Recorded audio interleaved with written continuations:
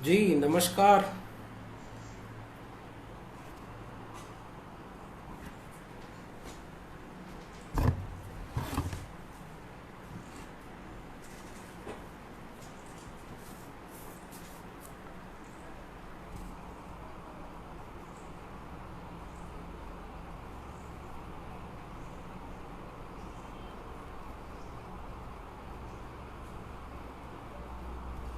जी अखिलेश जी, आवाज आ रही है?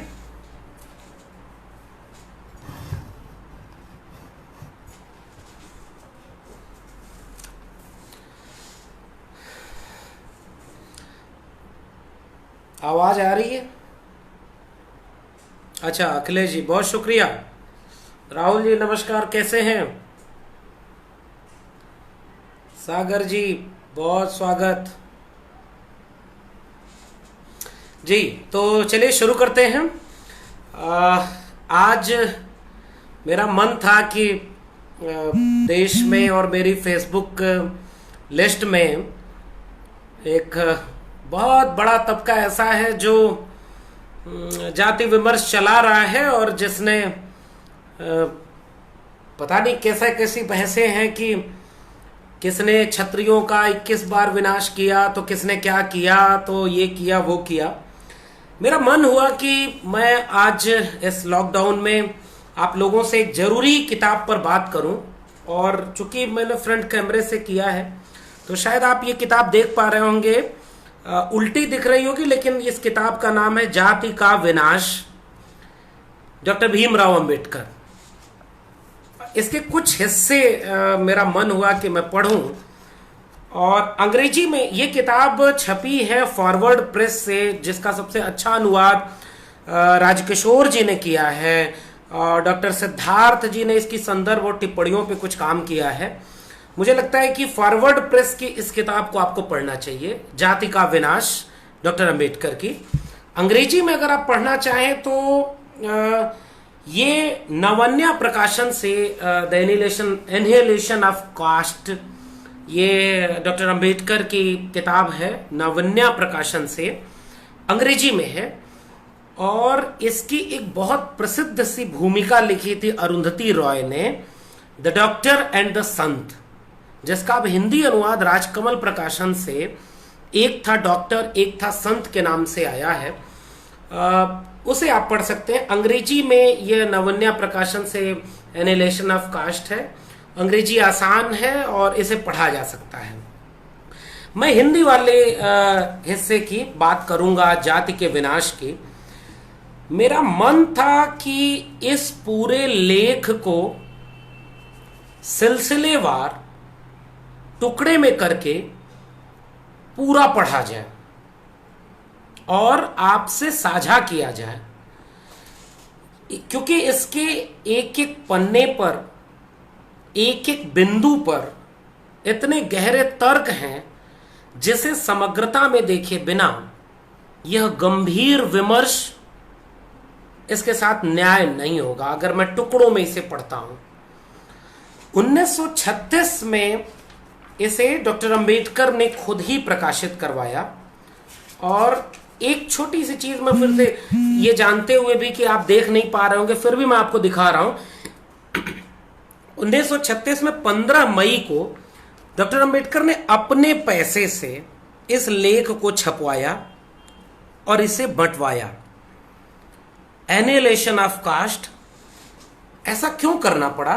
क्योंकि 1935-36 के आसपास लाहौर में आर्य समाज, जो कि हिंदू सुधारवादियों का एक संगठन था, उसका एक हिस्सा जाति पाति तोड़क मंडल, तो लाहौर में उसका अधिवेशन हो रहा था। उस अधिवेशन में जाति पर अपनी बात रखने के लिए डॉक्टर अंबेडकर को आमंत्रित किया गया था, और शर्त यह रखी गई थी कि इस लेख को आप लिख करके हमें भेजें। जब लेख ये भेजा गया तो जाति पाति तोड़क मंडल ने डॉक्टर अंबेडकर को लिखा, और इस किताब को जब आप पढ़ेंगे तो शुरुआत में वह पत्र व्यवहार भी है कि जाति पात तोड़क मंडल ने अपील की डॉक्टर अंबेडकर से कि यह बहुत रेडिकल लेख है, आपको इस लेख में कुछ सुधार करना पड़ेगा, तब हम इसे पढ़ने के लिए इजाजत दे सकते हैं। डॉक्टर अंबेडकर ने सुधार करने से मना किया और वो कार्यक्रम ही रद्द कर दिया गया, यानी जाति पात तोड़क मंडल का लाहौर में होने वाला कार्यक्रम रद्द कर दिया गया, क्योंकि यह लेख इतना रेडिकल था जिसे सुनने और समझ पाने की हिम्मत उस समय के सुधारवादी हिंदू संगठन, जो कि अंतरजातीय विवाह की बात कर रहा था, जो हिंदू धर्म की तमाम कुरीतियों से लड़ने की बात कर रहा था, हिंदू धर्म में सुधार की बात कर रहा था, बावजूद इसके वह इतनी हिम्मत नहीं कर सका कि जाति का विनाश यानी एनिहिलेशन ऑफ कास्ट इस भाषण को होने दे। इसके चलते यह भाषण नहीं दिया जा सका। आपको इसमें पूरा पत्र व्यवहार मिलेगा। अंबेडकर ने इसे 8 आने दाम रखा था, यानी जो खुद उन्होंने प्रकाशित करवाया और 8 आने दाम रखा। तो हुआ ये कि इसको गांधी उस समय के सबसे प्रमुख, आजादी की लड़ाई के सबसे अगुआ नेता थे, उन्होंने इस बात का तस्दीक की और कहा कि इस पे आपत्ति है। और उन्होंने कहा कि अंबेडकर, व्यंग में कहा कि अंबेडकर ने इसका दाम 8 आने रख दिया, मेरे हिसाब से इसका दाम 2 आने होना चाहिए या बहुत हद से हद 4 आने। तो इस किताब के इस लेख के ऊपर, अंबेडकर के इस लेख यानी एनिहिलेशन ऑफ कास्ट के ऊपर लंबी बहस चली और गांधी ने पत्र लिख करके इसकी आपत्तियां दर्ज की। अंबेडकर ने उसका जवाब लिखा और इस किताब के आखिरी में अंबेडकर और गांधी की बहसें हैं और उस बहस को भी जरूर पढ़ना चाहिए। ये इसके पीछे की किस पृष्ठभूमि है। इसकी शुरुआत में 2 कोटेशन लिखे हैं। मैं आज कोशिश करूंगा कि कुछ चीजों को आपके सामने पढ़ सकूं। जिस दौर में हम कोरोना से लड़ रहे हैं, जिस दौर में हम हिंदू मुस्लिम कर रहे हैं, और इसमें एक कोटेशन है जिसे मैं जरूर पढ़ना चाहूंगा कि हिंदू एक कोई धर्म नहीं, एक कोई पहचान नहीं है, कोई एक संगठित समूह नहीं है। हिंदू संगठित समूह तब बनता है जब हिंदू मुस्लिम दंगे होते हैं। 1936 में अंबेडकर लिख रहे थे। उस कोट को भी पढ़ेंगे। तो आज जिस दौर में हम लोग अपने घरों में कैद हैं, मानवता पर संकट है, उस दौर में भी हिंदू मुस्लिम राजनीति अपने चरम पर है। उस दौर में भी विरोध की आवाजों को दबाया जा रहा है। उस दौर में भी गांव-गांव में नफरत फैलाई जा रही है। ऐसे में यह लेख बेतरह याद आता है। आज जिस दौर में हम बात कर रहे हैं, तर्क, विवेक, प्रतिरोध, इनको हाशिए पर ढकेला जा रहा है, तब वह किताब महत्वपूर्ण हो जाती है जिसकी शुरुआत इन 2 कोटेशन से है। गौतम बुद्ध का कोटेशन है कि सत्य को सत्य और असत्य को असत्य जानो, और दूसरा कोटेशन एच ड्रमांड का है, जो कि इन्होंने लिखा कि जो तर्क नहीं करेगा वह धर्मांध है, जो तर्क नहीं कर सकता वह मूर्ख है, जिसमें तर्क करने का साहस नहीं है वह दास है। एनिहिलेशन ऑफ कास्ट अपने आप में घोर तार्किक, वैज्ञानिक और एक विश्लेषण परक लेख है। यह वो भाषण की शक्ल में दिया गया है और इसमें बिंदुवार कुछ बातें कही गई और बिंदुवार इसमें सिलसिलेवार जाति, जाति की उत्पत्ति, जाति को किस तरह से स्थापित किया गया, जाति को किन वजहों से स्थापित किया गया, किन किन प्रक्रमों के जरिए जाति को इतने लंबे समय तक इतने गहरे बैठाया गया कि आज भी उसका विनाश संभव नहीं है। आज जाति का किस तरह से बहस है वो हमारी एकेडमिया में, हमारी दुनिया में चलता है। जैसे ही मैंने अपनी फेसबुक लाइव में लिखा है ना, जाति का विनाश, आपको तुरंत एक चीज लगी होगी कि ये फिर से जाति जाति कर रहे हैं। अंबेडकर पर उस समय भी आरोप लगे थे। अंबेडकर ने इसकी शुरुआत में कुछ हिस्से कहे हैं, जिसकी शुरुआत ये होती है कि वो पहले ही क्लेम करते हैं कि आपने मुझे क्यों चुना है। और उसके ऊपर एक व्यंग्यात्मक तार्किक आधार बताते हैं कि आपको मुझे वक्ता यानी अध्यक्षीय वक्तव्य देने के लिए जो चुना गया है, इस पर आपके धर्म के लोग यानी हिंदू धर्म के लोग गहरी आपत्ति करेंगे, क्योंकि इन्होंने अपने लिए क्या लिखा है कि उसने मेरे जैसे व्यक्ति को जो हिंदुओं के लिए इतना घृणास्पद है चुना और इस प्रक्रिया में इतना नीचे गिर गया कि सवर्णों की सभा को संबोधित करने के लिए एक अंत्यज अस्पृश्य को तय किया। इसकी सबसे ज्यादा जिम्मेदारी मंडल को होगी कि वो जवाब दे, जाति पाति तोड़क मंडल को। मैं जानता हूं हिंदू मुझसे घृणा करते हैं, मैं यह भी जानता हूं कि उनके बीच मैं एक अवांछित व्यक्ति हूं। यह सब जानने के कारण मैंने सदा अपने आप को उनसे अलग रखा।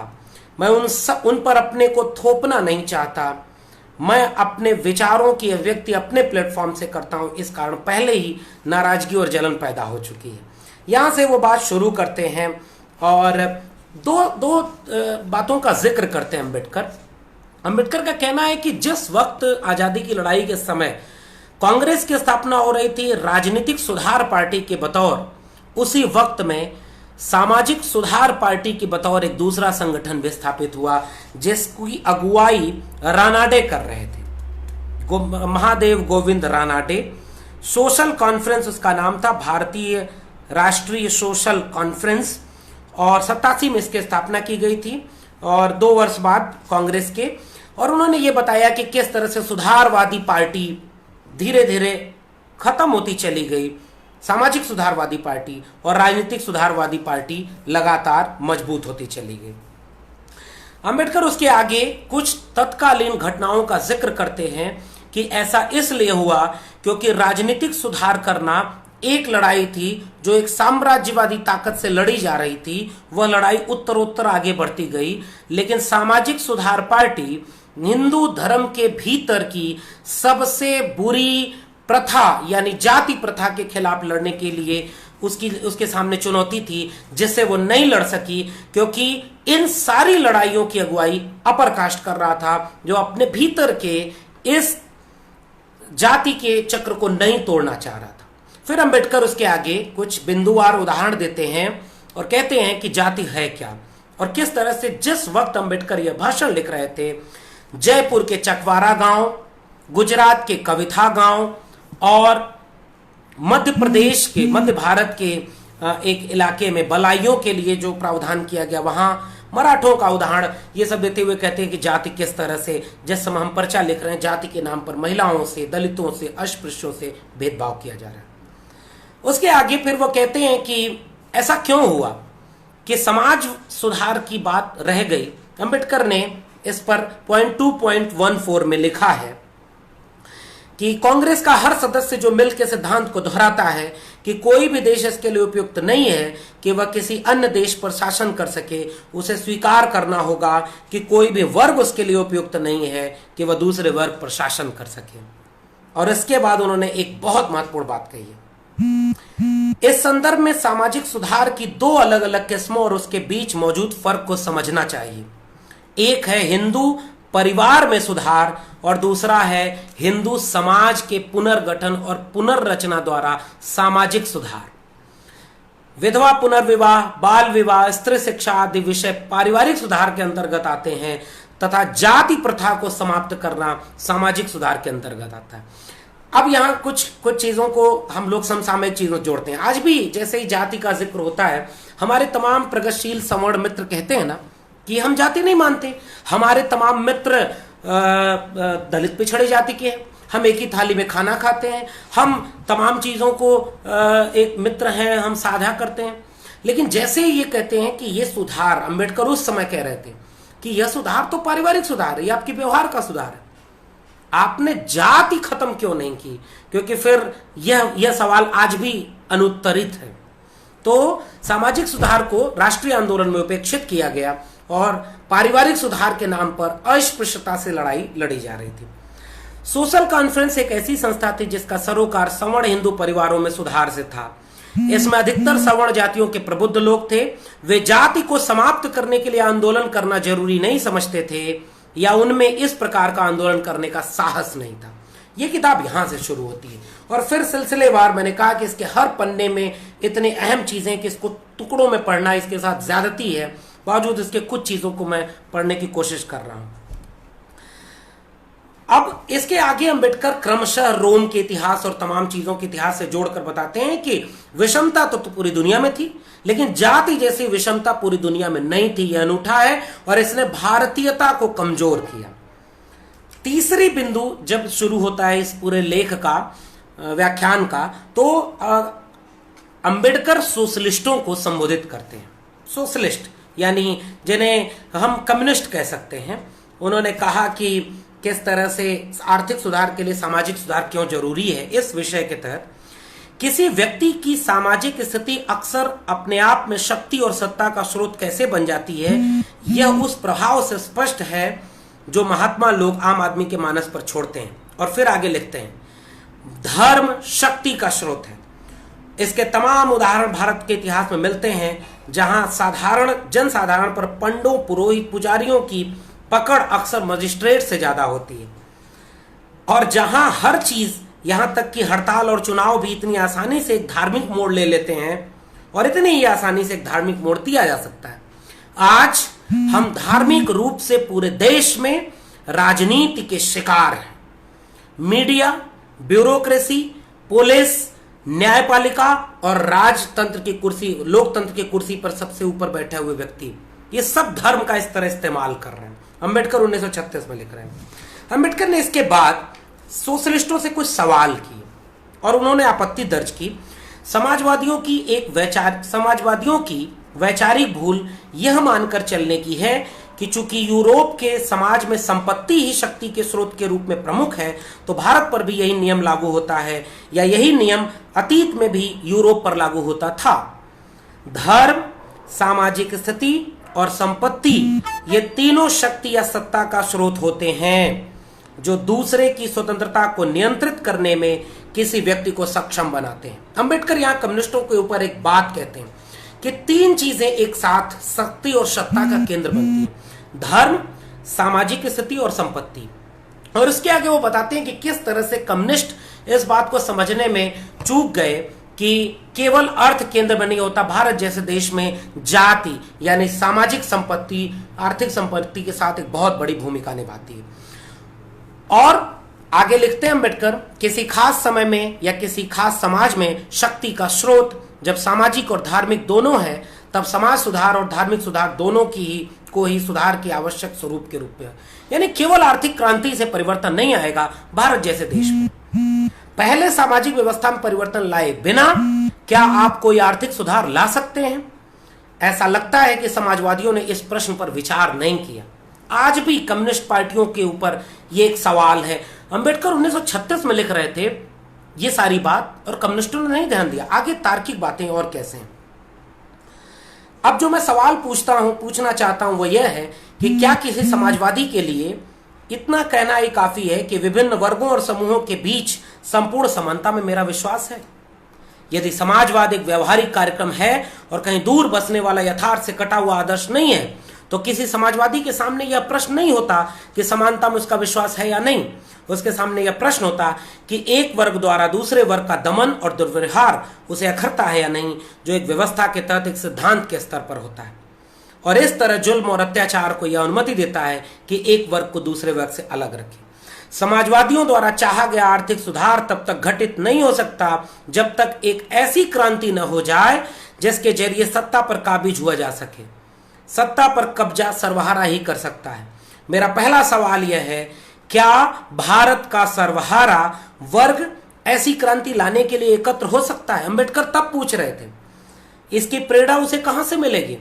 मुझे ऐसा प्रतीत होता है कि अन्य चीजें समान रहें तो यह कार्रवाई करने के लिए उसे एक ही चीज प्रेरित कर सकती है, और वह है यह भावना कि जिन लोगों के साथ वह काम कर रहा है वे समानता और बंधुत्व और न्याय और सर्वोपरि न्याय के लिए संघर्ष कर रहे हैं। जब तक लोग यह जानेंगे नहीं कि क्रांति के बाद उनके साथ किसी प्रकार का भेदभाव नहीं होगा तथा जाति और धर्म के आधार पर कोई पक्षपात नहीं होगा, तब तक वे संपत्ति की समानता लाने वाली क्रांति में शामिल नहीं होंगे। अंबेडकर तब कह रहे थे कि आप सर्वहारा की एकजुटता की बात करते हैं, भारत में वो है ही नहीं। और आज भी ये समस्या कम्युनिस्टों के सामने है। समाजवादी का यह आश्वासन काफी नहीं कि जात में उनकी आस्था नहीं है। और फिर उसके बाद सिलसिलेवार अंबेडकर समाजवादियों के को केवल आरोपित नहीं करते। समाजवादियों से अंबेडकर का कोई बहुत दुराव नहीं था। वो भारतीय वामपंथियों से चिढ़ते थे क्योंकि सारे अपर कास्ट और एक तरीके से सोचते थे। कम्युनिज्म एज ए आइडिया के रूप में वो बार बार इसका पक्ष लेते थे। बस एक चीज उसमें ऐड करते थे कि हमारे यहाँ सर्वहारा की जाति प्रमुख है। आगे इसमें देखिए बात स्पष्ट होगी। भारत में प्रचलित सामाजिक व्यवस्था एक ऐसा मसला है जिससे किसी भी समाजवादी को निपटना ही पड़ेगा। जब तक वह ऐसा नहीं करता वह क्रांति के अपने लक्ष्य को प्राप्त नहीं कर सकता, और खुशकिस्मती से वह क्रांति करने में सफल हो जाता है, तब वह जिस लक्ष्य को प्राप्त करना चाहता है उसके लिए सामाजिक व्यवस्था से उसे मोर्चा लेना होगा। समाजवादी अगर क्रांति से पहले जाति की ओर ध्यान नहीं देता तो क्रांति के बाद उसे ऐसा करना ही होगा। यानी अंबेडकर को वामपंथियों से इतनी चिढ़ नहीं थी, वो एड्रेस कराने की कोशिश कर रहे थे कि कास्ट को आप एड्रेस कीजिए। यह इस बात को दूसरी तरह से कहना है कि आप किसी भी ओर मुंह कर लीजिए, जाति एक ऐसा राक्षस है जो आपका रास्ता रोकेगा ही बल्कि काटेगा भी। जब तक आप इस दैत्य का वध नहीं करते आप न राजनीतिक सुधार कर सकते हैं और न आर्थिक सुधार।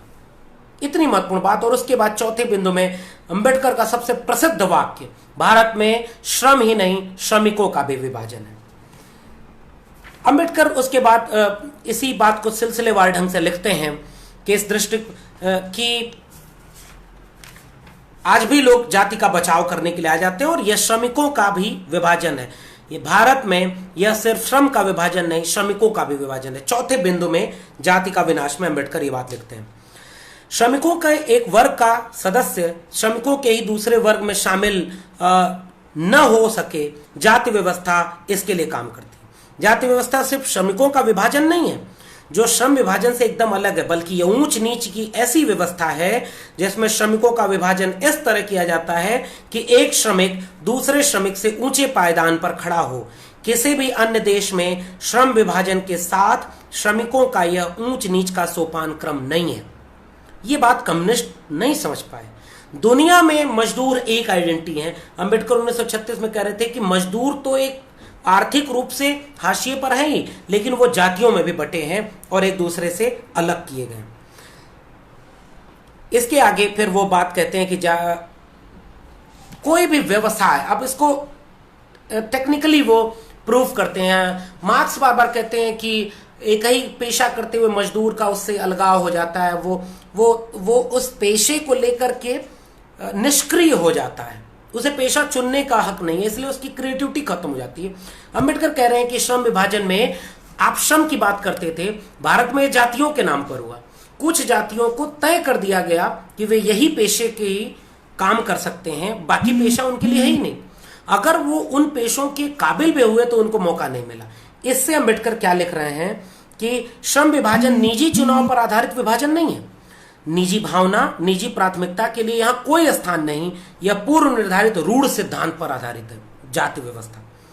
ऐसे व्यवसाय व्यक्ति में लगातार विरुचि, दुर्भावना और पलायन की इच्छा पैदा करते हैं। तो अंबेडकर और मार्क्स तो एक ही जगह सोच रहे थे, लेकिन भारत के संदर्भ में मार्क्सवादी विचारधारा को अधूरेपन को पूरा कर रहे थे अंबेडकर, कास्ट को कोर आइडिया मान करके।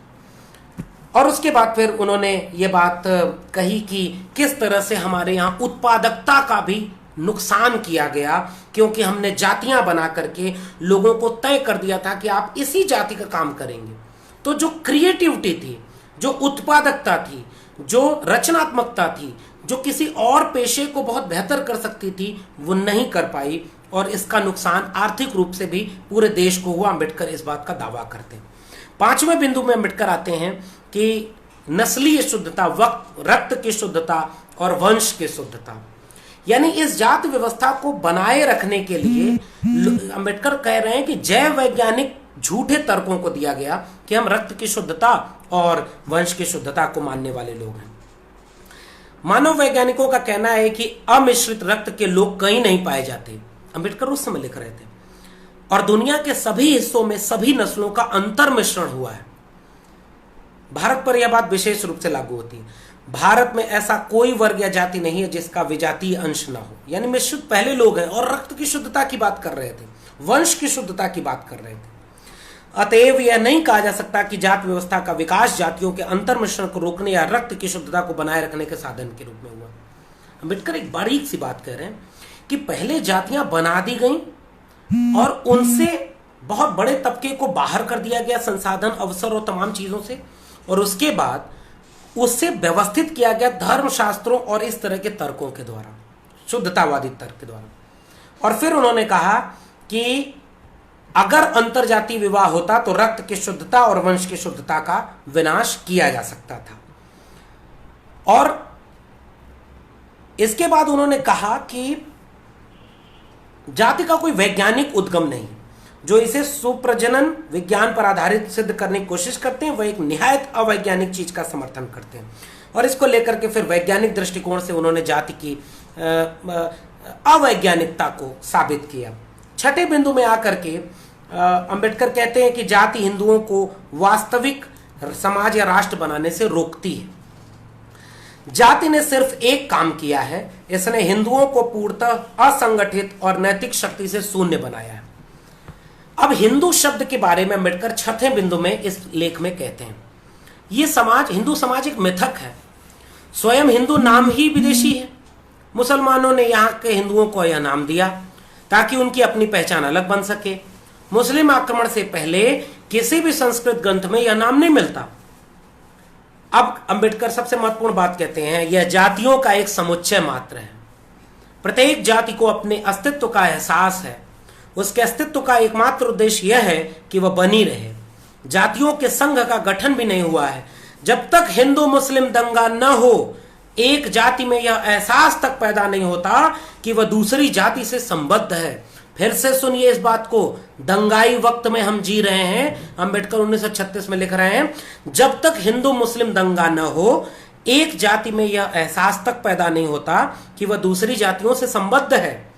दंगे को छोड़कर अन्य सभी अवसरों पर प्रत्येक जाति अपने को दूसरी जातियों से अलग दिखने और रहने का प्रयास करती है। हिंदू तन मन, हिंदू तन मन, हिंदू जीवन मेरा परिचय, छद्म विचार से पूरे देश को आपने मूर्ख बनाया हुआ है। लेकिन इस पे बात नहीं होगी, हम हिंदू विरोधी हो जाएंगे। अब इसके बाद एक बहुत महत्वपूर्ण बात, एक कोटेशन अंबेडकर प्रयोग करते हैं कि हिंदू के रूप में, जाति के रूप में हिंदुओं के कोई चूहा कह रहे हैं, the idea of Hindu like a rat living in his own hole. एक ऐसा चूहा जो अपने ही होल में रहता है, जाति के खांचे, और वो दूसरे से नफरत करता है।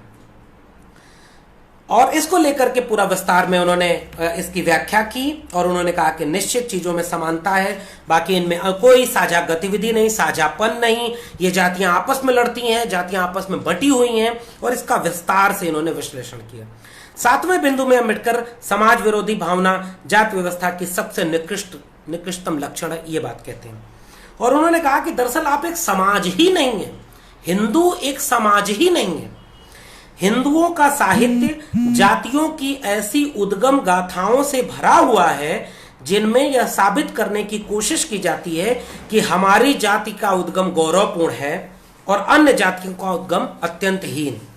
आज जाति के उद्गम को लेकर कुछ लोग बधाई दे रहे हैं, परशुराम जयंती, क्षत्रिय ब्राह्मण, ये अंबेडकर तब लिख रहे थे कि आपने अपने धार्मिक ग्रंथों के आधार पर हर जाति के उद्गम ने खुद को श्रेष्ठ बताया और दूसरे के उद्गम को निकृष्ट बताया। यह बात अंबेडकर इसमें कह रहे हैं कि आप कितना समाज विरोधी हैं। आप हिंदू समाज ही नहीं है, ना आपका शब्द एक है, ना आपकी उत्पत्ति एक है, ना आपकी संरचना एक है, और सामाजिक रूप से आप एक संगठन भी नहीं है।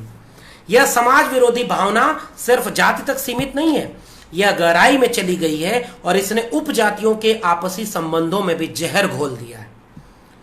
मेरे प्रांत में गोलक ब्राह्मण, देवरुखा ब्राह्मण, कराडा ब्राह्मण, पलाशे ब्राह्मण और चितपावन ब्राह्मण सभी एक ही ब्राह्मण जाति का उपवर्ग होने का दावा करते हैं, लेकिन उनके बीच जैसी समाज विरोधी भावना व्याप्त है, वह उस समाज विरोधी भावना जितनी ही साफ साफ दिखाई देती है और उतनी ही जहरीली है जितनी उनमें और अन्य गैर ब्राह्मण जातियों के बीच।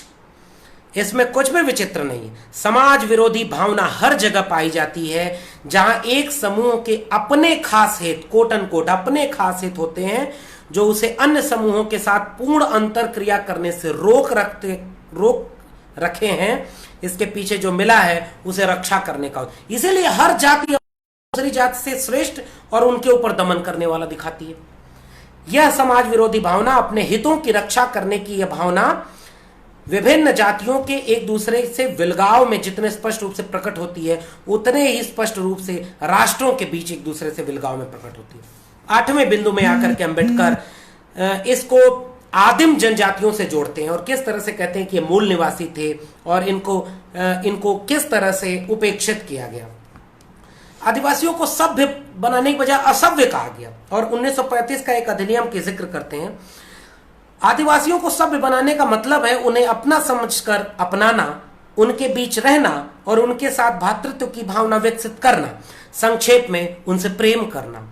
किसी भी हिंदू के लिए है उनका पूरा जीवन अपनी जाति को बचाए रखने की उद्विग्न चेतना में बीतता है। तो आपने अपनी आदिवासियों को कभी अपना माना ही नहीं, अस्पृश्यों को कभी आपने अपना माना ही नहीं, तो हिंदू समाज आप है ही नहीं। अंबेडकर यह दावा स्पष्ट रूप से 8वें बिंदु में लेके करते हैं। 9वें बिंदु में अंबेडकर कहते हैं उच्च जातियों ने निम्न जातियों को निम्न बनाए रखने की साजिश रची। हिंदुओं ने न केवल इन वन्य कबीलों को सभ्य बनाने के मानवतावादी लक्ष्य की दिशा में कुछ नहीं किया, बल्कि उच्च जातियों के हिंदुओं ने निम्न जातियों को, जो हिंदुत्व के दायरे में ही रहे हैं, उच्च जातियों के सांस्कृतिक स्तर से उठने से सूझबूझ कर रोका है। यानी नीचे की जातियां ऊपर न उठ जाएं। और इसको विस्तार में कुछ उदाहरणों के साथ उन्होंने कहा कि किस तरह से पेशवाई, ब्राह्मण लोग इसकी बात करते हैं और नीचे वाली जातियों को ऊपर उठने नहीं दिया गया। और मुस्लिम और सिख का उदाहरण अंबेडकर अपने लेख में बार बार देते हैं कि वो बेशक क्रूर हैं। मुसलमान, मुझे यह कहने में कोई हिचकिचाहट नहीं कि मुसलमान क्रूर रहे हैं तो हिंदू नीच रहे हैं, और नीचता क्रूरता से बदतर है। अंबेडकर लिख रहे हैं 9वें बिंदु में। 10वें बिंदु में है कि जाति ने हिंदू धर्म को मिशनरी धर्म बनने से रोका है। ये कभी बाहर ही नहीं फैल पाया। हिंदू धर्म एक ऐसा धर्म है जो भारत में ही अपना अस्तित्व बचाने के लिए लड़ रहा है, बाहर कभी फैल नहीं पाया, क्योंकि यह जाति व्यवस्था है। और अंबेडकर इसके लिए कह रहे हैं कि अगर धर्मांतरित अगर किसी और देश धर्म के लोगों को करते तो ये लोग सोचते कि उसे किस जाति में रखेंगे, इसलिए धर्मांतरण इसमें हुआ ही नहीं। जाति क्लब जैसी संस्था नहीं है कि इसकी सदस्यता सबके लिए खुली रहे। अंबेडकर 10वां बिंदु। 11वें बिंदु में अंबेडकर लिखते हैं जाति ने हिंदुओं को परस्पर सहयोग, विश्वास और बंधुता की अनुभूति से वंचित रखा। और यहां अंबेडकर विस्तार में सिख और इस्लाम धर्म की कुछ खूबियां बताते हैं, बावजूद उसके कहते हैं कि उनकी कट्टरता के बाद भी इसको किस तरह से उपेक्षित किया गया। जाति से बहिष्कृत करने का निर्विवाद अधिकार है। यहां अंबेडकर एक बात को कहते हैं कि हर प्रकार के 12वें बिंदु में हर प्रकार के सुधारों को रोकने के लिए जाति ताकतवर हथियार है। जाति ने हिंदू धर्म के भीतर सुधारों को भी नहीं होने दिया। और आज भी हम देखते हैं कि हिंदू धर्म अपने तमाम रूढ़ियों को ढो रहा है, जन्म और मृत्यु के बीच और झूलता रहा। 13वें बिंदु में अंबेडकर कहते हैं जाति लोक भावना, लोक विचार और लोक उदारता का विनाश करती है। हिंदुओं की नैतिकता पर जाति का प्रभाव साफ साफ खेदपूर्ण है। जाति ने सार्वजनिक भावना को नष्ट कर दिया है। जाति ने सार्वजनिक दानशूरता की हत्या कर दी है। जाति ने जनमत को असंभव बना दिया है। और आगे को अलग रखकर, हाँ, क्या हिंदू किसी महान और अच्छे व्यक्ति के नेतृत्व को स्वीकार कर लेगा और उसका अनुसरण करेगा? किसी महात्मा को छोड़ दिया जाए, कटाक्ष गांधी के ऊपर, सर्वमान्य नेता गांधी हो सकते थे, तो यह उत्तर होगा कि वह किसी नेता का अनुसरण तभी करेगा जब वह उसकी जाति का होगा। आगे, जाति को अलग रखकर किसी व्यक्ति के गुणों की सराहना करने की क्षमता हिंदू में नहीं होती है। सद्गुण की सराहना है, लेकिन तभी जब वह व्यक्ति अपनी ही जाति का हो। आज भी हम इसे बखूबी देखते हैं। अपनी जाति के लेखक को सर्वश्रेष्ठ पुरस्कार दिया जाएगा, अपनी जाति के लेखक को सब साहित्यकार, विद्वान, चिंतक, आलोचक, कवि, कहानीकार और पुरस्कार दिया जाएगा। और उसके बाद अपनी जाति के लेखक को प्रोफेसर माना जाएगा, अपनी जाति के लोगों, ये अम्बेडकर लिख रहे हैं। आज भी कितना बदले हम, कल इस पे बात करेंगे हम। सद्गुण की सराहना है, लेकिन तभी जब वह व्यक्ति अपनी ही जाति का हो। सारी नैतिकता कबीलाई मनोवृत्ति जितनी खराब है। मेरी जाति का आदमी वह चाहे सही हो या गलत, मेरी जाति का आदमी वह चाहे अच्छा हो या खराब। ये मानसिकता हिंदुओं की सबसे महत्वपूर्ण बात। क्या हिंदुओं ने अपनी जाति व्यवस्था का हित साधकर अपने देश के साथ गद्दारी नहीं की? 14वां बिंदु है, मेरा आदर्श है स्वतंत्रता, समानता और बंधुत्व पर आधारित। इस लेख को इसलिए नहीं पढ़ा गया क्योंकि इसमें एक कंप्लीट पैकेज है भारत जैसे राष्ट्र को एक राष्ट्र बनने के लिए। और देखिए वो क्या लिख रहे हैं। अगर आप मुझसे पूछते हैं तो मैं कहूंगा मेरा आदर्श एक ऐसा समाज है जो स्वतंत्रता, समानता और भ्रातृत्व पर आधारित हो। और 14वें बिंदु में विस्तार से अम्बेडकर स्वतंत्रता, समानता और भ्रातृत्व की बात करते हैं। फ्रांसीसी क्रांति का जिक्र करते हैं और कहते हैं कि हमारा समाज क्यों ऐसा नहीं होना चाहिए। समाज में अंतराभिसरण जरूरी है। अब उसके बाद एक एक बिंदु करके वो 3 बातें कहते हैं कि फ्रांसीसी क्रांति के बाद क्या चीजें होनी चाहिए। किसी आदमी की शक्ति इन चीजों पर निर्भर है। शारीरिक अनुवांशिकता बहुत महत्वपूर्ण बात है।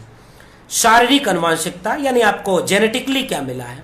सामाजिक विरासत या निधि यानी सामाजिक तौर पर आपको क्या मिला है, जैसे माता पिता द्वारा देखभाल, शिक्षा, वैज्ञानिक ज्ञान का संचय यानी हर वह चीज जो उसे औसत से ज्यादा दक्ष बनाती है। और तीसरा, उसका अपना प्रयत्न। इन तीनों मामलों में मनुष्यों की स्थिति असंदिग्ध रूप से समान नहीं है, लेकिन प्रश्न यह है चूंकि वे असमान है इसलिए हम उनके साथ क्या असमान व्यवहार करेंगे? इसका उत्तर बाकी लोगों को देना होगा। हम मेरिट को मानते हैं। आइए मेरिट पर अम्बेडकर क्या लिख रहे हैं। पॉइंट नंबर 14.6 यह स्वतः स्पष्ट है कि इन व्यक्तियों में से, अब अगर आप मेरिट की बात करते हैं, इक्वलिटी की बात करते हैं, तो क्या होगा?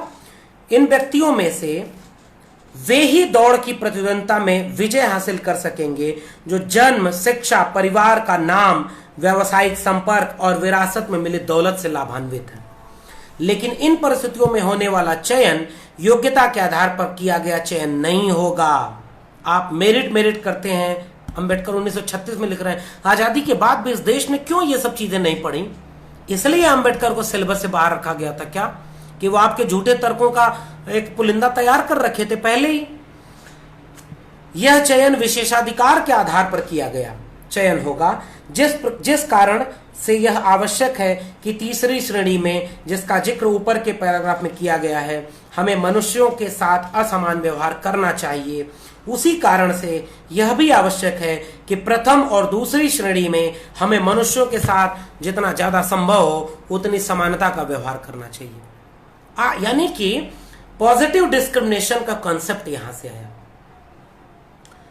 और उसमें उन्होंने कहा कि आपको, चूंकि ये 3 चीजें होती हैं, तो आपको पॉजिटिव डिस्क्रिमिनेशन करके जो आनुवंशिक तौर पर, जो सामाजिक तौर पर और जो एफर्ट के तौर पर पिछड़े रह गए, उनको आगे लाने के लिए आपको प्रयास करना होगा। अगर इन तीनों से संपन्न लोगों को, तीनों से विपन्न लोगों के साथ आप एक रेस में दौड़ाएंगे तो ये समानता नहीं है। आपको पॉजिटिव डिस्क्रिमिनेशन की बात माननी पड़ेगी। 15वें बिंदु में अंबेडकर आर्य समाजियों का चातुर्वर्ण, अब आर्य समाज पर आते हैं। यानी एक बात यहां पर फिर से मैं जोर देकर कहूं, अंबेडकर जिस बात का ख्वाब देख रहे थे 1936 में, संविधान बनने के बाद उन्होंने उसको पालन किया। स्वतंत्रता, समानता और बंधुत्व पर ही संविधान रचा गया। पॉजिटिव डिस्क्रिमिनेशन करके इक्वलिटी की, इक्वल अपॉर्चुनिटी का स्पेस क्रिएट किया गया। लेकिन अफसोस कि ज्ञान के सत्ता प्रतिष्ठानों में बैठे लोगों ने अपने इसी तरह के जातिवादी, ब्राह्मणवादी मन के चलते इस राष्ट्र को वैसा नहीं बनने दिया जैसा ये बन सकता था। यह राष्ट्रद्रोह है। अंबेडकर लिखते हैं, मैं नहीं, राष्ट्रद्रोह। जाति ने हिंदुओं ही नहीं इस देश का नुकसान किया। आते और कहते हैं कि आर्य समाज के लोगों, आप लोग जाति वर्ण व्यवस्था को मानेंगे और जाति को खत्म करेंगे। तुलसीदास को आप प्रगतिशील ब्राह्मण कहेंगे और वर्ण व्यवस्था पर आधारित राम राज्य बनाएंगे। इसके खिंचाई अंबेडकर आर्य समाजियों की खिंचाई के साथ करते हैं। एक कोटेशन पढ़िए 15.4 में, यदि लोगों के दिमागों में नई धारणाओं को प्रतिष्ठित करना है तो उन्हें नए नाम देने चाहिए। पुराने नामों को जारी रखने से सुधार व्यर्थ हो जाएगा। गुण योग्यता पर आधारित चातुर्वर्ण व्यवस्था, जिसमें ब्राह्मण, क्षत्रिय, वैश्य और शूद्र जैसे बदबूदार लेबल शामिल हैं, जो जन्म के आधार पर सामाजिक विभाजन का संकेत देते हैं, ये एक फंदे की तरह है, जाल है। इसने इस समाज को कभी नहीं आगे बढ़ने दिया। और आप वर्ण आश्रम व्यवस्था को मानेंगे समाज को, और उसके बाद बदलना भी चाहेंगे, समाज में बराबरी भी लाना चाहेंगे, असंभव। 16वें बिंदु में फिर इस वर्णाश्रम व्यवस्था की बहुत विस्तार से बखिया उधेड़ते हैं अम्बेडकर। 16.5 बिंदु में कहते हैं कि आधुनिक विज्ञान ने दर्शाया कि व्यक्तियों को एक दूसरे से साफ साफ पृथक 4 वर्गों में बांटना मनुष्य और उसकी शक्तियों के बारे में एक बहुत ही सतही दृष्टिकोण है, जो विचार करने योग्य भी नहीं है। परिणाम स्वरूप व्यक्तियों के गुणों का उपयोग उसके स्तरीबद्ध वर्गीकरण के से संगत नहीं है। आपने किस आधार पर जातियां बनाई? आपने जातियां बना दी और फिर उनको अपना गुण विकसित करने का आरोपण किया। अंबेडकर कह रहे हैं कि विभाजन ही कितना अवैज्ञानिक था। और उसके बाद जब तक वर्ण क्रम को अब उसके बाद क्या किया उन्होंने? आपने फिक्स कर दिया कि एक वर्ण क्रम से दूसरे वर्ण क्रम में आवाजाही नहीं हो सकती। आपने क्यों ये किया? क्योंकि इसके टॉप पर आप बैठे थे, इसलिए आपने नीचे से ऊपर आने का, ऊपर से नीचे जाने का रास्ता बंद कर दिया। और उसके बाद अंबेडकर कहते हैं कि जब तक वर्ण क्रम को तोड़ने वालों के लिए दंड की व्यवस्था नहीं की जाएगी, लोग अपने वर्ग तक सीमित नहीं रहेंगे। चातुर्वर्ण की आंतरिक अच्छाई के बल पर टिका नहीं रह सकता, ये कानून के जरिए लागू होगा।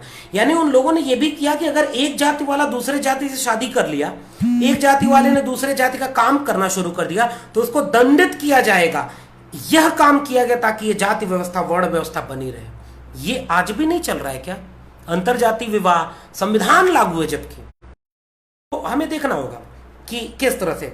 16.7 में अंबेडकर राम द्वारा शंभुक की हत्या के प्रसंग को उठाते हैं और कहते हैं शंभुक ने यही तो काम किया था कि जो काम ब्राह्मण का था वो खुद करने लगा, तो राम जैसा महानायक, राम जैसा राष्ट्र नायक उसकी हत्या करता है। 16.8 में अंबेडकर स्त्रियों की बात करते हैं। ऐसा लगता है कि चातुर्वर्ण व्यवस्था के समर्थकों ने इस पर विचार नहीं किया है कि उनकी व्यवस्था में स्त्रियों का क्या स्थान होगा। क्या उन्हें भी ब्राह्मण, क्षत्रिय, वैश्य और शूद्र इन 4 वर्णों में शामिल करना, विभाजित करना होगा, या उन्हें स्वतंत्रता हासिल होगी कि वे अपने पति के वर्ग को अपना लें? तो क्या किया उन्होंने? कोई व्यवस्था नहीं की, उनका अपना कोई वजूद नहीं। जहां शादी हुई, जन्म से जाति और शादी से जाति तय होती रही, और शादी में भी पति का मुख्य धर्म। आगे वो इस बात को और विस्तार में लिखते हैं और फिर कहते हैं कि 17वें पॉइंट में कहते हैं कि चातुर्वर्ण व्यवस्था शूद्रों के लिए निकृष्टतम होगी। यह श्रम का विभाजन है। इस सिद्धांत का आशय यह क्या था? शूद्रों को कुछ और करने की जरूरत नहीं है, यह कि शूद्रों को कुछ और करने नहीं दिया जाएगा। यह दिलचस्प सवाल है। चातुर्वर्ण व्यवस्था का सिद्धांत कहा जा सकता है कि शूद्रों को प्रतिपालित और अन्य 3 उच्च वर्णों को उनके अभिभावक का दर्जा प्रदान करता है। यानी शूद्र सबसे निचली पायदान पर होंगे, उनको फिक्स कर दिया गया कि वो यही काम करेंगे, और बाकी ऊपर के 3 जातियां ब्राह्मण, क्षत्रिय, वैश्य अभिभावक की तरह शूद्रों को कंट्रोल करेंगे। तो उन्होंने किया, उन्होंने मंदिर जाने से रोका, शीशा कान में पिघला के डाला, उन्होंने झाड़ू बधवाया, उन्होंने मटका तुड़वाया, उन्होंने धन संपत्ति अवसरों से वंचित रखा। तो यही काम किया। उसके आगे फिर कहते हैं कि एक वर्ग की दूसरे वर्ग पर अंतर निर्भरता अपरिहार्य है। इसलिए उन्होंने क्या किया कि शिक्षा, आत्मरक्षा और संसाधन, अगर आप किसी सोसाइटी को आगे बढ़ाना चाहते हैं तो शिक्षा पाने का, आत्मरक्षा का यानी शक्ति का, और संसाधन का सबको मौका दे सकते हैं ना। हिंदू धर्म की जाति व्यवस्था ने क्या किया कि इन तीनों को फिक्स कर दिया। शिक्षा इनके लिए, शक्ति इनके लिए, संसाधन इनके लिए, और एक बहुत बड़ा 85% हिस्सा ऐसा था जो शिक्षा, शक्ति और संसाधन से वंचित रखा गया। इसलिए यह जहर बन गया। 17.4 में ये कहते हैं कि यह व्यवस्था मालिक और नौकर की तरह काम करती है। ब्राह्मण, क्षत्रिय और वैश्य ये तीनों वर्ग अपने पारस्परिक संबंध से खुश नहीं थे। ब्राह्मण क्षत्रिय की चापलूसी करता था और दोनों मिलकर वैश्य को जीने देते थे, और उसके बाद लेकिन समझौता करके उन्होंने किसी तरह आपस में काम चलाऊं रिश्ता बनाया कि वे तीनों खुद उस पर जी सके। तीनों ने मिलकर शूद्र को दबाए रखा, उसे संपत्ति अर्जित करने की स्वतंत्रता नहीं दी ताकि वह इन तीन वर्णों के नियंत्रण से बाहर न जा सके, शूद्र बाहर न जा सके। इसके लिए कानून कोई ऐसी संहिता नहीं है जो सामाजिक अधिकारों हो, सामाजिक अन्याय का कहीं भी कोई भी उदाहरण इसके आगे फीका हो जाएगा। अम्बेडकर दावा करते हैं कि इतना अमानवीय व्यवस्था दुनिया में कहीं नहीं बनाई गई जितना जाति व्यवस्था के नाम से हिंदुओं में बनाई गई, भारत में बनाई गई। 17.5 में अम्बेडकर एक बहुत महत्वपूर्ण बात करते हैं। विश्व के अनेक देशों में सामाजिक महत्वपूर्ण बात है, भारत में सामाजिक क्रांति क्यों नहीं हुई? इस प्रश्न ने मुझे लगातार बेचैन रखा है। इसका एक ही जवाब मैं दे सकता हूं, और वह यह है कि इस अधम जाति प्रथा के माध्यम से हिंदुओं के निम्नतर वर्गों को सीधी कार्रवाई के लिए पूर्णतः अक्षम बनाकर रखा गया। उन्हें शस्त्र रखने की इजाजत नहीं थी और शस्त्र के बिना वे विद्रोह नहीं कर सकते थे। वे सब किसान थे या किसान होने के लिए अभिशप्त थे। तो ये ओबीसी लोगों, जरा तुम लोग भी देखो भाई, अस्पृश्य कहते हैं, दलित तो शब्द प्रयोग ही नहीं अम्बेडकर करते हैं, शूद्र कह रहे हैं। तो तुम वैश्य तो हो नहीं, ब्राह्मण हो नहीं, क्षत्रिय हो नहीं, तो ओबीसी तुम शूद्र में आओगे ना। देखो तुम्हारी बात करते हैं कि तुम किसान थे, तुमको हथियार, तुमको शिक्षा का मौका नहीं दिया, व्यापार का मौका नहीं दिया, तो तुम्हें भी एड्रेस कर रहे थे अम्बेडकर और कह रहे थे कि इस वजह से तुम विद्रोह नहीं कर सके, इसलिए भारत में क्रांति नहीं हो पाई। उनके पास बंदूकें नहीं थीं, इसलिए वो जो चाहता था उन पर चढ़ सकता था और चढ़ भी जाता था। जाति प्रथा के कारण वे शिक्षा प्राप्त नहीं कर सकते थे, अतः वे अपनी मुक्ति के बारे में न सोच सकते थे और न जान सकते थे। वे निम्न होने के लिए अभिशप्त थे और उससे छुटकारा पाने का कोई रास्ता न जानने के कारण और छुटकारा पाने के साधनों के अभाव में उन्होंने चिरंतर दासता के साथ अपना सामंजस्य बैठा लिया और इसे अपना अपरिवर्तनीय भाग्य मानकर स्वीकार कर लिया। दुनिया के देशों में क्रांतियां हुई, मजदूरों ने, गरीबों ने, किसानों ने क्रांति की। भारत में क्रांति क्यों नहीं हुई? जाति व्यवस्था ने शिक्षा, संसाधन, शक्ति से वंचित कर रखा और शूद्रों ने यानी ओबीसी, एससी, एसटी, ध्यान रखना तीनों की बात अम्बेडकर कर रहे हैं, इन जातियों के पास शिक्षा, संसाधन और शक्ति नहीं थी, इसलिए ये न तो सचेत हो पाए न विद्रोही हो पाए, इसलिए भारत में क्रांति नहीं हुई। और अम्बेडकर आगे 3 बातें कहते हैं। शारीरिक हथियार किसी भी देश में क्रांति के लिए, राजनीतिक हथियार और शिक्षा, ये 3 चीजें जरूरी हैं। इन तीनों से वंचित रखे गए एससी, एसटी, ओबीसी, इसलिए भारत में क्रांति नहीं हो पाई। 18वें में वो वेद की बात करते हैं और उसके बाद कहते हैं कि किस तरह से, अच्छा आज लोग परशुराम जयंती की बधाई दे रहे हैं, थोड़ा पढ़ लेते हैं अम्बेडकर को। 18.1 चातुर्वर्ण व्यवस्था नई नहीं है, यह उतना ही पुराना है जितना कि वेद। यह कई कारणों से एक है जिससे आर्य समाज हमें इसकी वैधता पर विचार करने के लिए कहते हैं। अतीत पर नजर डालें तो सामाजिक संगठन के रूप में जाति व्यवस्था को आजमाया गया और यह विफल रहा है। पता नहीं कितनी बार ब्राह्मणों ने क्षत्रियों का बीज नाश किया, पता नहीं कितनी बार क्षत्रियों ने ब्राह्मणों को नेस्तनाबूद कर दिया। महाभारत और पुराण ब्राह्मणों और क्षत्रियों के बीच संघर्ष की घटनाओं से भरे पड़े हैं। इनमें इतनी तुच्छ बातों के लिए भी झगड़ा होता था कि ब्राह्मण और क्षत्रिय रास्ते में मिल जाएं तो कौन पहले नमस्कार करेगा या कौन किसको रास्ता देगा। आज भी लड़ रहे हैं। न केवल ब्राह्मण क्षत्रियों की आंख की किरकिरी थे, बल्कि क्षत्रिय ब्राह्मणों के आंख की किरकिरी थे। ऐसा लगता है कि क्षत्रिय इतने आतताई हो गए थे कि जनता जिसे चातुर्वर्ण व्यवस्था के तहत हथियार विहीन कर दिया गया था, उससे निजात पाने के लिए सर्वशक्तिमान ईश्वर की प्रार्थना करती है और फिर गीता का उपदेश होता है। फिर 19वें बिंदु में अंबेडकर कहते हैं कि हिंदुओं की जाति की तरह नहीं, हिंदुओं के बीच जाति गैर हिंदुओं की जाति की तरह नहीं है। और इसमें फिर 19वें बिंदु में अंबेडकर ये कहते हैं कि दुनिया के बाकी जगहों में भी विभाजन है समाज में, लेकिन जाति के जैसा कहीं विभाजन नहीं है, क्योंकि ये रक्त शुद्धता, जैविक शुद्धता, वंश शुद्धता और फिर संसाधनों और अवसरों का कब्जे की लड़ाई है। आगे कहते हैं अंबेडकर एक बहुत महत्वपूर्ण टर्म प्रयोग करते हैं कि यहाँ कोई लचीला धागा नहीं था जो एक जाति को दूसरी जाति से जोड़ता, इसलिए हर जाति ने एक दूसरी जाति से नफरत करना सीख लिया। ये सबसे खतरनाक बात है। फिर ये अंबेडकर यहां पर सिखों और मुसलमानों की तारीफ करते हैं और कहते हैं कि सिखों में अगर कोई बात होगी तो पहचान के लिए वो कहेंगे कि हमारी पहचान, देखिए इसको पढ़ते हैं, बहुत इंटरेस्टिंग बात है। अगर किसी मुसलमान और सिख से पूछेंगे कि आप कौन है तो वो कहेगा मुसलमान, आप संतुष्ट हो जाएंगे। किसी सिख से आप पूछेंगे कि वो कौन है, वो कहेगा सिख, तो आप संतुष्ट हो जाएंगे। लेकिन जबकि उनकी भी जातियां होती हैं। और उसके बाद वो कहते हैं कि जब किसी हिंदू से पूछेंगे तो आप संतुष्ट नहीं होंगे। जब वो कहता है कि मैं मुसलमान हूं तो आप यह जानने के लिए इच्छुक नहीं होते कि वह शिया है या सुन्नी, शेख है या सैयद, खट्टिक है या पंजारी। जब वह कहता है कि मैं सिख हूं तब आप उससे यह नहीं पूछते कि वह जाट है या रोड़ा है या मजहबी है या रामदासी। लेकिन जब कोई व्यक्ति कहता है कि वह हिंदू है तब आप संतुष्ट नहीं हो जाते। आपके मन में उसकी जाति जानने की जिज्ञासा पैदा होती है। क्यों? क्योंकि हिंदू के मामले में उसकी जाति का महत्व इतना ज्यादा है कि इसकी जानकारी हुए बिना आप आश्वस्त नहीं हो सकते कि वह व्यक्ति कैसा है।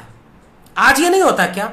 आज हमें अपने यूनिवर्सिटी का एक वाकया आता है, उसने बताया कि क्या नाम है, तो उसने कहा कि सुरेश कुमार। तो कहा पूरा नाम बताओ, तो कहा सुरेश कुमार पूरा नाम है। कह रहे आगे पीछे, तो कहा बस इतना ही है। कह रहे सीधे सीधे बताओ कौन जात हो। आगे बढ़ते हैं 19.7 में, गैर हिंदुओं में जाति का कोई धार्मिक आयाम नहीं है, लेकिन हिंदुओं ने धर्म के नाम पर अपनी जाति को रूढ़ किया। जाति सिर्फ व्यवहार का मामला नहीं, गैर हिंदुओं में जाति व्यवहार का मामला है, जबकि यहां पर धार्मिक संस्था है।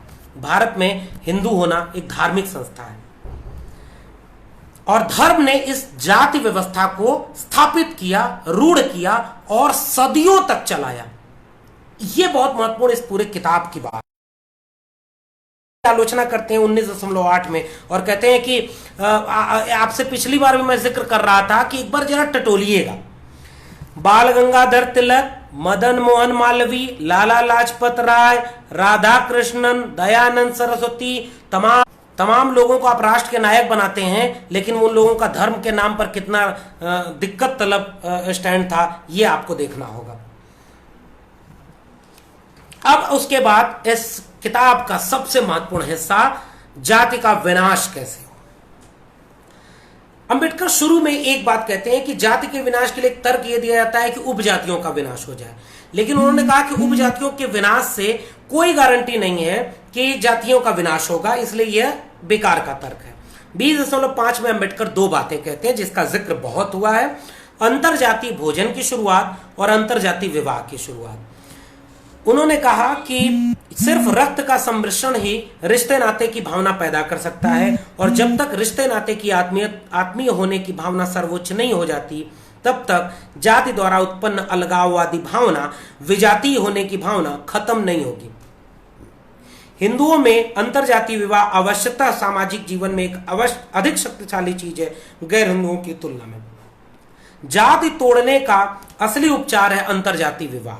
20.5 और कुछ भी जाति के विलयन का काम नहीं कर सकेगा। इसके आगे फिर वो कहते हैं कि सामाजिक अत्याचार की तुलना में राजनीतिक अत्याचार कुछ नहीं है।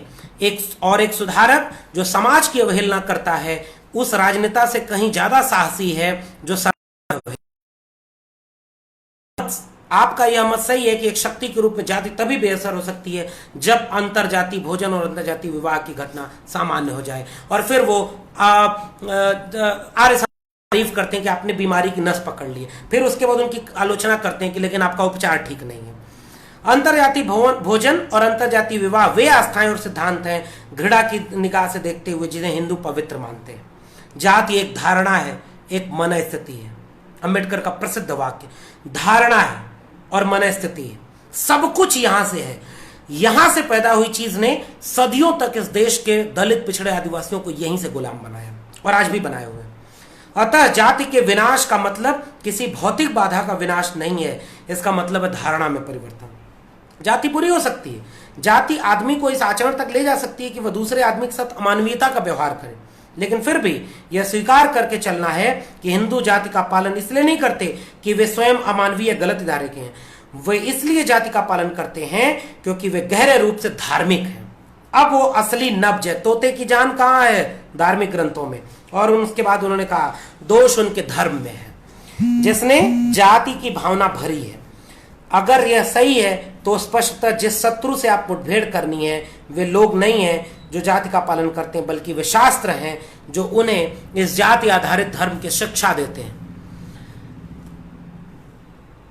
अंतर भोजन और अंतर विवाह को मान्यता न देने के लिए लोगों की आलोचना करना या उनकी हंसी उड़ाना अथवा समय समय पर अंतरजातीय भोज का आयोजन करना या अंतरजातीय विवाह का उत्सव मनाना अभिलक्षित लक्ष्य को प्राप्त करने की दृष्टि से व्यर्थ है। असली इलाज है शास्त्रों की पवित्रता में विश्वास को समाप्त करना। आज भी कुछ लोग आपके कहते हैं ना कि हम तो इंटरकास्ट मैरिज करते हैं, इंटरकास्ट मैरिज हो रही है, जाति टूट रही है, हम तो साथ में एक थाली में बैठ के खाते हैं। अंबेडकर ने कहा कि जब तक शास्त्र धर्म को ध्वस्त नहीं करेंगे जाति व्यवस्था नहीं ध्वस्त होगी, और जब तक जाति व्यवस्था नहीं ध्वस्त होगी तब तक हिंदू धर्म में सब बराबर नहीं होंगे। अगर आप शास्त्रों को लोगों के विश्वासों और मतों को एक का इजाजत देते हैं तो आप सफल होने की उम्मीद कैसे कर सकते हैं? शास्त्रों की सत्ता पर प्रश्न न करना लोगों को उनकी पवित्रता और उनके द्वारा निर्दिष्ट शुभ अशुभ में विश्वास करने देना है, और फिर लोगों को दोष देना और उनके कृत्यों की आलोचना करना अतार्किक है और अमानवीय है। यानी अंबेडकर का कहना यह है कि आप लोगों को इस बात के लिए उलाहना देते हैं कि वो जाति छोड़ दें। अब गांधी कहते थे ना अस्पृश्यता पाप है, और अंबेडकर कह रहे हैं आप कोर को नहीं चेंज कर रहे हैं, आप जाति के सिस्टम को नहीं चेंज कर रहे हैं, और उस सिस्टम को स्टेब्लिश कर देने वाली धारणा बनाने वाली शास्त्रों और धर्म को खारिज नहीं कर रहे हैं, और आप अंबेडकर आप धर्म के खिलाफ जाति के खिलाफ लड़ाई लड़ रहे हैं। ये निहायत धोखे वाली लड़ाई। और इसलिए अंबेडकर कहते हैं कि आपको वो स्टैंड लेना पड़ेगा आर्य समाजियों के लिए कह रहे थे जो बुद्ध ने लिया, जो नानक ने लिया। अंबेडकर के पास एक विजन है। आपको सिर्फ शास्त्रों का परित्याग ही नहीं करना है बल्कि उसकी सत्ता को भी अमान्य करना है, जैसा बुद्ध और नानक ने किया। आपको हिंदुओं को यह कहने का साहस संजोना होगा कि उनके धर्म में त्रुटि कहां है। जिस धर्म ने उनके दिमाग में जाति की पवित्रता की धारणा पैदा की, क्या आप यह साहस दिखाएंगे? आज भी साहस नहीं। आज तो धर्म को यहां भर करके और गुलाम बना रहे हैं। अंबेडकर की बातों को इसलिए तो नकारा जा रहा है और अंबेडकर को पढ़ने पढ़ाने से दूर किया जा रहा है। लोगों से अपनी जाति छोड़ने के लिए कहना, उन्हें उनकी मूलभूत धारणा के विरुद्ध जाना है। क्या इसके लिए हिंदू आंदोलन करेंगे? लेकिन यह सुधार के लिए पहले और दूसरे प्रकार की श्रेणी आसान है। असंभव काम है कि हिंदू अपने ही इस पूरे तंत्र के खिलाफ आंदोलन करें। हिंदू अपनी सामाजिक व्यवस्था को बनाए रखना चाहते हैं। जाति एक दैवीय आधार है, जाति का एक दैवीय आधार है। अतः आपको उस पवित्रता और अलौकिकता को नष्ट करना होगा जिसके साथ जाति को जोड़कर रखा गया है। अंतिम विश्लेषण में इसका अवश्य यह अर्थ है कि आपको शास्त्रों और वेदों की सत्ता को नष्ट कर देना है किसी में हिम्मत जो आज ये कहे ब्राह्मणों की सत्ता को? ब्राह्मणों ने इसके पास, फिर इन्होंने कहा कि आप ये कहेंगे कि दो प्रकार, सारे ब्राह्मण तो दोषी नहीं है। तो अंबेडकर ने साफ लिखा है कि आप तर्क दे सकते हैं सेकुलर ब्राह्मण और पुजारी ब्राह्मण। तो पुजारी ब्राह्मण भले विरोध करे लेकिन सेकुलर ब्राह्मण तो साथ होगा ना। तो अंबेडकर क्या कह रहे हैं? जाति व्यवस्था के टूटने से ब्राह्मण जाति पर प्रतिकूल प्रभाव पड़ना निश्चित है। इस बात को ध्यान में रखते हुए क्या ब्राह्मणों से यह उम्मीद करना बुद्धि संगत है कि ब्राह्मण कभी एक ऐसे आंदोलन का नेतृत्व करने के लिए हामी भरेंगे जिसका अंतिम नतीजा ब्राह्मण जाति की शक्ति और उनकी प्रतिष्ठा को नष्ट करना है? ये बात ध्यान रखिएगा कि वो ब्राह्मण से इसलिए कह रहे थे क्योंकि आप शक्ति, सत्ता और इस पूरे हायरार्की में सबसे ऊपर है। इसलिए आपकी जिम्मेदारी है कि आप अपनी बीमारी को दूर करने के लिए आंदोलन खड़ा करें। जैसे ब्लैक्स ने खड़ा किया था अमेरिका में, व्हाइट्स ने खड़ा किया ब्लैक्स के खिलाफ जो भेदभाव हो रहा था, उसमें व्हाइट भी आ गए आगे। हमारे यहाँ तो ब्राह्मण इस तरह के सुधार का विरोध करते हैं और कोई ब्राह्मण आंदोलन नहीं खड़ा करते कि ब्राह्मणवादी आंदोलन है। आर्य समाज को यह कहा जाता था कि वो धर्म सुधार का आंदोलन कर रहा है, अंबेडकर उसकी भी खिंचाई कर रहा है। दोनों ये बात नहीं करेंगे। क्या सेकुलर ब्राह्मणों से यह उम्मीद करना बुद्धि संगत होगा कि वे पुजारी ब्राह्मणों के विरोध करने वाले आंदोलन को शरीक होंगे? मेरी राय में सेकुलर ब्राह्मण और पुजारी ब्राह्मण में फर्क करना व्यर्थ है। दोनों भाई बंधु हैं, वे शरीर के दो हाथ हैं, एक हाथ पर चोट लगेगी तो दूसरे को दर्द होगा, इसकी बात करते हैं। आगे उन्होंने कहा कि ऐसा क्या है, ऐसा क्यों है, इसकी किसे करनी चाहिए? जाति के विनाश की अगुवाई करनी चाहिए। महान व्यक्ति ना, मेरे हिसाब से समुदाय में बौद्धिक वर्ग द्वारा अदा की जाने वाली भूमिका की उपेक्षा करना है। अगर आप कह रहे हैं कि ब्राह्मण न करे तो कौन करे? महान व्यक्ति इतिहास का निर्माण करते हैं, और इस सिद्धांत को आप स्वीकार करते हो या न करते हो, यह बात तो आपको माननी होगी कि प्रत्येक देश में उसका बौद्धिक वर्ग ही शासक वर्ग, उसका बौद्धिक वर्ग ही शासक वर्ग नहीं तो सबसे प्रभावशाली वर्ग है। बौद्धिक वर्ग वह वर्ग है जो भविष्य को देख सकता है, वह वर्ग है जो सलाह दे सकता है और नेतृत्व कर सकता है। किसी भी देश में ऐसा नहीं होता कि साधारण लोग बुद्धिमत्तापूर्ण चिंतन और कर्म का जीवन जीते हों।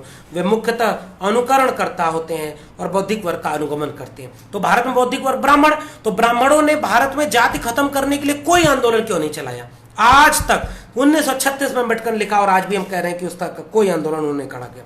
आगे विस्तार में अम्बेडकर ये कहते हैं कि ऐसा इसलिए किया क्योंकि ब्राह्मणों को इस जाति व्यवस्था में सबसे, आप सोच सकते हैं कि एक स्थिति कितनी दयनीय है कि भारत में बौद्धिक वर्ग ब्राह्मण जाति का दूसरा नाम है। आपको अफसोस हो सकता है कि यहां पर बुद्धि, प्रगति, शक्ति सब संकेंद्रित हो गए, इसलिए कोई वहां पर हिंदू धर्म का भी कोई बहुत महत्वपूर्ण विकास नहीं हो पाया। जब ऐसा बौद्धिक वर्ग जिसकी गिरफ्त पूरे समाज पर हो, समुदाय पर हो, जाति में सुधार के विरुद्ध हो, तब जाति व्यवस्था को भंग करने के आंदोलन में सफलता मुझे बहुत दूर तक नहीं दिखती। अम्बेडकर चिंतित थे इस बात से कि सबसे ताकतवर अगर समूह ये चाहता ही नहीं कि जाति खत्म ना हो तो जाति कैसे खत्म होगी? और आज तक ये जाति इसीलिए बनी हुई है। और फिर ये कह रहे हैं विस्तार में कि किस तरह से कार्ल मार्क्स का जिक्र करते हैं अम्बेडकर 21.18 में। कार्ल मार्क्स ने कहा था, इन्होंने फिर कहा आगे अम्बेडकर ने कि अंतरजातीय विवाह, खान पान और इन सब से जाति को तोड़ने के लिए अगुवाई करनी चाहिए, और ब्राह्मणों को इस बात को समझना होगा कि उनको अपना शास्त्रों और धर्मों को किस तरह से खत्म करना होगा। ये जातीय सोपान है जिसमें आवाजाही नहीं है, इसलिए कैसे जाति खत्म होगी, इस बात का जिक्र उन्होंने किया। फिर कार्ल मार्क्स को याद कर रहे हैं, तुम्हारे पास खोने के लिए अपनी जंजीर के अलावा कुछ नहीं है, कार्ल मार्क्स ने कहा। लेकिन जिस चतुराई के साथ सामाजिक और धार्मिक अधिकारों का वितरण विभिन्न जातियों में किया गया है, उसके परिणाम स्वरूप कुछ के पास ज्यादा अधिकार हैं और कुछ के पास कम। उसके मद्देनजर हिंदुओं को जाति व्यवस्था के विरुद्ध विद्रोह करने के लिए उकसाने की दृष्टि से कार्ल मार्क्स का उपयुक्त नारा व्यर्थ हो जाता है। जातियां उच्च और निम्न स्तरों तक ऐसी संप्रभुताओं का एक सोपान क्रम है, वे अपनी हैसियत को लेकर बहुत ही चौकन्नी हैं, और जिनको पता है कि जातियां खत्म हो जाती हैं तो उनमें से कुछ जातियां अन्य जातियों की तुलना में अधिक प्रतिष्ठा और शक्ति खो देंगी। यानी जो कब्जा किया हुआ है ना, वो चला जाएगा। इसलिए आप जाति व्यवस्था पर आक्रमण करने के लिए हिंदुओं को सामान्यतः लामबंद नहीं कर सकते। क्या आप बुद्धि का आह्वान कर सकते हैं और हिंदुओं से यह कह सकते हैं कि चूंकि जाति एक बुद्धि विरोधी चीज है अतः वो इसका परित्याग करें? तो इसके बाद मनुस्मृति, तमाम स्मृति के धार्मिक ग्रंथों और लोगों का वो उपयोग अम्बेडकर और लेख के अपने आखिरी हिस्से में जाते हुए वो ये कहते हैं कि निहायत अतार्किक, निहायत रूढ़िवादी और विधर्मी, विभेदकारी नीति है। और उसके बाद कहते हैं कि एक बहुत महत्वपूर्ण बात है, इसकी कोर कहां बसती है। मुझे लगे कि इस काम में समय लगे या नहीं, लेकिन इसे तेजी से किया जाना चाहिए। भूलना होगा कि भूलना नहीं चाहिए कि अगर आप इस व्यवस्था को कहीं से भी भंग करना चाहते हैं तो आपको वेदों और शास्त्रों में डायनामाइट लगा देना होगा जो तर्क संगतता की किसी भी भूमिका को निषेध करते हैं। अम्बेडकर साफ तौर पे कहते हैं कि भारत के रूढ़िवादी, कर्मकांडी, अतार्किक धार्मिक और शास्त्रों ने भारत की तर्कशीलता और नैतिकता का ध्वस्त कर दिया, इसलिए इसको डायनामाइट लगा के उड़ा देना चाहिए। जो तर्क संगतता की किसी भी भूमिका का निषेध करते हैं, वेदों और शास्त्रों को ध्वस्त कर देना चाहिए। आपको श्रुतियों और स्मृतियों के धर्म को नष्ट कर देना होगा, और कोई उपाय काम नहीं करेगा बिना इसके जाति खत्म। और फिर आखिरी में हिंदू धर्म क्या है, इसमें धर्म की परिभाषा कितनी गड़बड़ है, हिंदू होने का अर्थ कितना विभेदकारी है, इन सब को लेकर के अम्बेडकर अपने लेख के आखिरी हिस्से में ये बात कहते हैं कि ये कोई धर्म ही नहीं है, ये तो एक व्यवस्था है जो शोषण पर आधारित है, इसलिए इसको बदलना होगा। और बार बार अम्बेडकर इस बात को जिक्र करते हैं कि ये अनैतिक है, अतार्किक है और इसमें विभेद बहुत ज्यादा है। जब तक लोग इसे धर्म समझेंगे हिंदुओं को, वे इसे बदलने के लिए तैयार नहीं होंगे, क्योंकि धर्म की धारणा सामान्य तौर पर परिवर्तन की धारणा से जुड़ी नहीं है। अम्बेडकर कहते हैं कि यह नियम है। हिंदू धर्म एक धर्म नहीं है, वो एक नियम है, और नियम बदले जा सकते हैं। आपने तो एक नियम बनाया जो शोषण परक है, इसलिए हम धर्म को ध्वजी उड़ा रहे हैं और इस नियम को धर्म की आड़ में तोड़ रहे हैं, क्योंकि धर्म सामान्य तौर पर परिवर्तन की धारणा होती, लेकिन कानून की धारणा परिवर्तन की धारणा से जुड़ी होती है। और जब लोगों को पता चलेगा कि जिसे धर्म कहा जाता है वह वास्तव में कानून पुराना और आदिम जमाने का, वो इस परिवर्तन के लिए राजी हो जाएंगे और हिंदू धर्म के शास्त्र ध्वस्त होंगे। और आखिरी में उन्होंने कहा, एक बड़ी महत्वपूर्ण बात अम्बेडकर ने कहा और इसे खत्म करेंगे, कि पुरोहिती को खत्म करना चाहिए। उन्होंने कहा कि धर्म की एक पुस्तक होनी चाहिए, फिर उन्होंने कहा कि पुजारीगिरी के लिए एक मेरिट की व्यवस्था होनी चाहिए, राज्यों के लिए फिक्स होना चाहिए कि इतनी पुजारी हो, हर जाति के लोग पुजारी हो सकते हो, और नागरिकों के साथ उनके ऊपर सामान्य कानून लागू होना चाहिए, और उन्होंने कहा कि आईएएस अधिकारियों की तरह इनकी व्यवस्था होनी चाहिए। और उसके बाद आखिरी में इस पूरे लेख के अम्बेडकर फिर से वो बात कहते हैं कि पुजारी की व्यवस्था पर टिका है ब्राह्मणवाद। ब्राह्मणवाद एक ऐसा विष है जिसने हिंदू धर्म को नष्ट कर दिया। अगर आप ब्राह्मणवाद की हत्या करते हैं जिसने हिंदू धर्म को नष्ट कर दिया है, अगर आप ब्राह्मण के वाद की हत्या करते हैं तो आप हिंदुत्व को बचाने में सफल हो जाएंगे। यानी अच्छे हिंदुओं, अगर तुम्हें हिंदू धर्म को बचाना है तो थोड़ा देखो ना यार, कौन तुम्हारे हिंदू धर्म के खिलाफ है। और आगे वो क्या लिखते हैं, इस सुधार का विरोध किसी भी क्षेत्र में नहीं होना चाहिए, और आपको ऐसा समाज बनाना होगा जो स्वतंत्रता, समानता और और स्वतंत्रता ये कहती है कि सब बराबरी का समाज तभी बने जब सब बराबर हो। और आखिरी में उन्होंने कहा कि यह लेख जो भेजा गया है, जो मैंने लिखा है, ये अगर धार्मिक शास्त्र नहीं तोड़ेंगे, जाति के उस पूरी हायरार्की को नहीं तोड़ेंगे, पेशों के चुनने की हायरार्की को नहीं तोड़ेंगे, तो ये नहीं टूटेगी। और शास्त्र, चूंकि इस तोते की जान उस शास्त्र में बसती है, इसलिए धर्म को ध्वस्त करना होगा, तभी ये जाति टूटेगी। और जब तक जाति नहीं टूटेगी तब तक कोई आर्थिक परिवर्तन, कोई आर्थिक क्रांति, कोई सामाजिक क्रांति, कोई राजनीतिक क्रांति भारत में नहीं हो सकती। ये इस पूरे लेख में है। आज चूंकि बहुत लंबा हो गया, मैंने इस पूरे लेख को पढ़ा है, कोई कमेंट नहीं देखा, मैं कोशिश कर रहा हूं। और हम लोग इस जाति के विनाश पर 2 हिस्सों में बात करेंगे। आज हमें इस लेख को कैसे पढ़ना चाहिए, अम्बेडकर के एनिहिलेशन ऑफ कास्ट, ये फॉरवर्ड प्रेस से है, अंग्रेजी में आपको नवन्या प्रेस से मिल जाएगी, इसको पढ़ना चाहिए। तो हम कल के विश्लेषण में ये करेंगे कि आज 2020 में हमें जाति का विनाश लेख को कैसे पढ़ना चाहिए। क्या यह लेख आज भी हूबहू उन्हीं तर्कों और तथ्यों के साथ हमारा साथ देता है, या इसमें कुछ जगहों पे बदलाव की जरूरत है। और दूसरे हिस्से में हम लेख को लेकर के जो विवाद हुए, गांधी और अंबेडकर का विवाद, इस पे बात करेंगे। तो आज इस महत्वपूर्ण लेख के साथ आप जुड़े, बहुत बहुत शुक्रिया।